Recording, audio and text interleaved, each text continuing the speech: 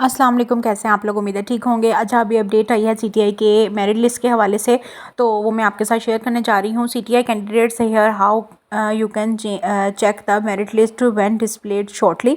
मतलब कि अभी थोड़ी देर तक या कुछ टाइम तक या रात तक आज मेरिट लिस्ट लग जाएगी, और आपने वो कैसे चेक करनी है और क्या सारा प्रोसेस है वो बताया गया है, वीडियो के थ्रू बताया गया है कि कौन से लोग एलिजिबल हैं कौन से नहीं हैं, तो कैसे क्या चीज़ लिखी होगी तो आप एलिजिबल हैं इंटरव्यू के लिए, क्या चीज़ अगर आपके आगे लिखी हुई है तो आप नहीं एलिजिबल। तो इस वीडियो में हम यही बात करेंगे। तो वो कह रहे हैं कि आपको लॉगिन वगैरह करने की ज़रूरत नहीं है पोर्टल पे जाके सीटीआई, ठीक है। आपने सिंपल क्या करना है, मेरे जो अपना लिंक है सीटीआई के लिए, ठीक है, वो मैं आगे शेयर करती हूँ आपके साथ। अगली जो तस्वीर है उसमें आपको दिखाती हूँ। तो लिंक जो है ना वो अभी तक शायद आपको पता भी होगा, वही पुराना लिंक है जिससे हम ओपन करते हैं ना सारी चीज़ें, ठीक है। तो वो लिंक जो है ना आपने क्लिक करना है, उसके बाद उसके अंदर आपको मेरिट लिस्ट मिल जाएगी। मीन्स कि आपको प्रॉपर अंदर लॉगिन वगैरह करने की ज़रूरत नहीं, आपको सामने ही मेरिट लिस्ट का ऑप्शन नज़र आ जाएगा। आपने सिंपली क्या करना है, उसको अपने सब्जेक्ट को सिलेक्ट करना है, डिस्ट्रिक्ट को जहाँ पे आपने अप्लाई किया हुआ है, और उस कॉलेज को सिलेक्ट करना है, और अपना नाम देख लेना है कि लिस्ट में किधर है नाम आपका, ठीक है। आपके नाम के आगे वेरीफाइड लिखा हुआ है, अनवेरीफाइड लिखा हुआ है, क्या लिखा हुआ है, ये सारी चीज़ें जो है ना वो अपडेट आ चुकी है, ठीक है। सबसे पहले आपने इस लिंक में जाना है https://hep.punjab.gov.pk/ ये वेबसाइट है, ठीक है। आपको पता ही है, पहले भी आप लिंक ओपन कर रहे हैं अपना सीटीआई का, ठीक है। तो ये ऑफिशियल वेबसाइट है, ठीक हो गया। तो आपने ये आप गूगल पे लिख के इसको मतलब सिंपल बात ये है कि ये वेबसाइट आपके सामने दोबारा शो कर रही हूँ, वही वाली है जिसमें आप पहले भी ओपन करते हो ना अपना पोर्टल वगैरह। तो मीन्स आसान लफ्ज़ों में ये बता रही हूँ कि पोर्टल के अंदर जाने की आपको लॉगिन वगैरह करने की ज़रूरत नहीं, आपको सामने आना शुरू हो जाएगी मेरिट लिस्ट नज़र, जो कि अभी थोड़ी देर तक आ जाएगी इंशाल्लाह। वो भी मैं आपके साथ शेयर कर दूँगी जब आ गई।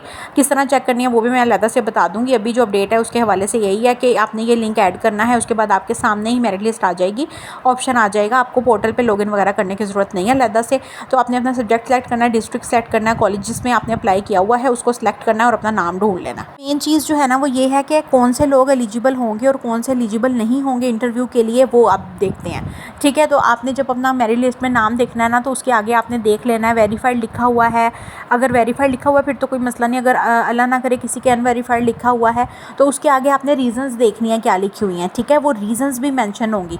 अगर तो ये वाली रीजंस हैं तो आप इंटरव्यू के लिए एलिजिबल हैं, ठीक है। मैं बताती हूँ कौन कौन सी रीजंस। डॉक्यूमेंट्स आर इनकम्प्लीट है, required uploading of document again. मतलब अगर आपको कोई डॉक्यूमेंट इनकम्प्लीट होगा तो मतलब आपको ये चीज़ एलिजिबिलिटी है आपकी कि आप इंटरव्यू में जाएं और अपने ओरिजिनल डॉक्यूमेंट और एक सेट फ़ोटोकॉपी करवा के लेके जाएं।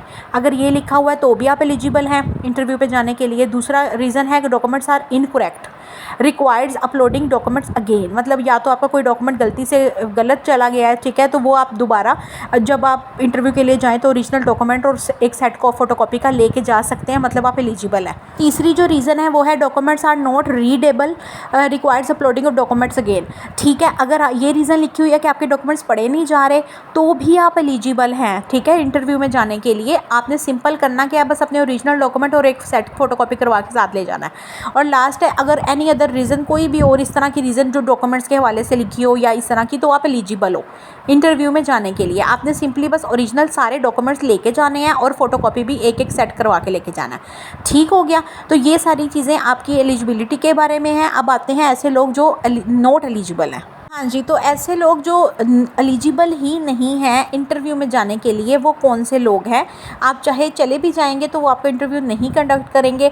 वो कौन से लोग हैं जी, या तो आपने इरेलीवेंट सब्जेक्ट में अप्लाई कर दिया, मतलब फॉर एग्जांपल आपने डिग्री हासिल की उर्दू में, आपने अप्लाई किया हुआ इंग्लिश पे, तो सिंपल है ना कि आपका होगा ही नहीं, ठीक है। आपको साइड पे कर देंगे, रिजेक्ट कर देंगे एक किस्म का। तो आपको फिर वो आप जाओगे भी इंटरव्यू देने तो वो नहीं लेंगे। दूसरा जो है ना, marks on degree and portal are different. मतलब आपकी डिग्रीज़ और ट्रांसक्रिप्ट पे जो नंबर थे पोर्टल पे उसके बिल्कुल उलट है, ठीक है। अगर ऐसा कोई मसला है तो भी आप एलिजिबल नहीं हो। नेक्स्ट है applied in wrong gender college. For example अब लड़कों का कॉलेज है, वहाँ पे सीट ही नहीं है लड़की की, तो लड़की ने अगर अप्लाई किया हुआ है तो आप इंटरव्यू देने जाओगे तो वो नहीं लेंगे। इसी तरह बॉयज़ के लिए है, बॉयज़ ने अगर गर्ल्स कॉलेज में अप्लाई किया हुआ है तो नहीं लेंगे वो। कोई ऐसा कॉलेज है जिसमें बोथ लिखा हुआ है, सीटें दोनों की हैं, उनमें आप दोनों एलिजिबल हो। लेकिन अगर ऐसा, अब आपने ये कैसे चेक करना है, ये सारी रीज़न जो मैंने आपके साथ शेयर की हैं ये आपको पता चलेगा जब आपकी मेरिट लिस्ट आएगी, जो अभी भी शाम तक, अब रात तक आ जानी है, ठीक है, क्योंकि अभी अपडेट आ चुकी है। तो जैसे ही आती है वो भी मैं आपको बता दूंगी सारा, दिखा कैसे आपने चेक करनी है। और ये सिर्फ अपडेट्स हैं कि आपके अगर मेरिट लिस्ट के आगे वेरीफाइड लिखा है तो कोई इशू नहीं है। लेकिन अगर कोई बच्चा है ऐसा, अल्लाह ना करे किसी के साथ, तो अगर अनवेरीफाइड लिखा आया हुआ है और आगे रीज़न भी वो लिखेंगे, तो आपको कौन सी रीज़न्स लिखी होंगी तो आप एलिजिबल हो इंटरव्यू के लिए, वो मैंने आपके साथ शेयर कर दी। अगर डॉक्यूमेंट्स के हवाले से कोई इशू है तो वो मैंने आपके साथ शेयर कर दिया है। तो आप एलिजिबल हो इंटरव्यू में जाने के लिए, आप ओरिजिनल डॉक्यूमेंट ले जाओ बस अपने साथ और फोटोकॉपी ले जाओ। और नॉट एलिजिबल के लिए भी मैंने बता दिया।